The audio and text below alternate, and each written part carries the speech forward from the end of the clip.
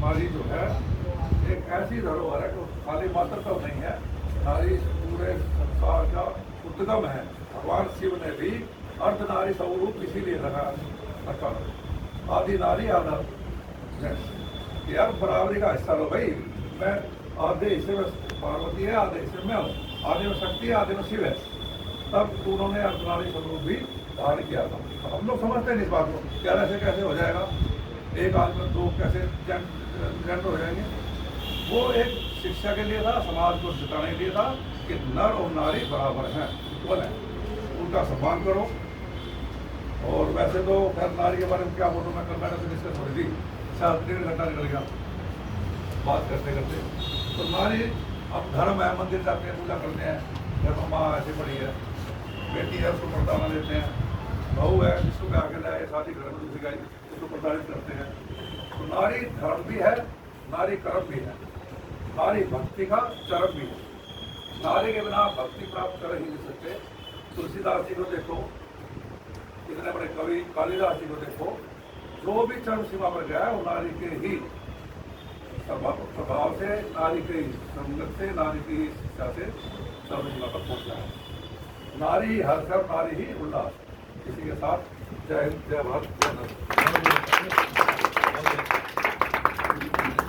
मैं बहुत दिल से आपका बहुत बहुत धन्यवाद। आपके मन में जो सम्मान है नारी के प्रति, और आप इस ऑर्गेनाइजेशन में भाई से भी है, हम पेशेंट तो या हम वर्कर नहीं है यहाँ, फिलहाल हम सब भाई बहन हैं, दोस्त हैं, आप मेरे बुजुर्ग हैं, सब इस बात का सम्मान और इस बात की प्रेरणा दें एक दूसरे को कि हमें ये नहीं कि यहाँ बात होगी भाषण हो गया, सड़क पर चलते हुए भी हमें सब नारी का किसी भी रूप में, बेटी के रूप में, बहन के रूप में इज्जत करनी चाहिए और करना चाहिए ही। बच्चों को सिखाओ, जनरेशन वो इसकी जो हम करेंगे तब आज मेरी कोई इज्जत करेगा तो हम स्वास्थ्य के साथ एसोसिएटेड है ये। लकीली CGHS में इतने सीनियर वो फार्मासिस्ट है, तो इनको एक और प्रिविलेज है कि स्वास्थ्य, नारी के स्वास्थ्य में भी इतना बड़ा रोल प्ले कर रहे हैं। इनके भाव तो बहुत ही अच्छे हैं, और अगर सब में ये भावना हो जाए, और हमारा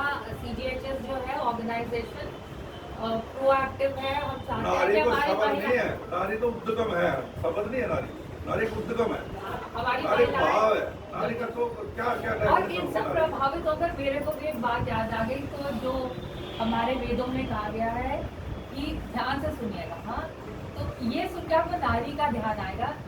पूर्ण मदः पूर्ण मिदम पूर्णात् पूर्णमुदच्यते। पूर्ण नारी, मिदम अंदर भी है, शरीर से भी है, पूर्ण मदः पूर्ण मिदम पूर्णात् पूर्णमुदच्यते।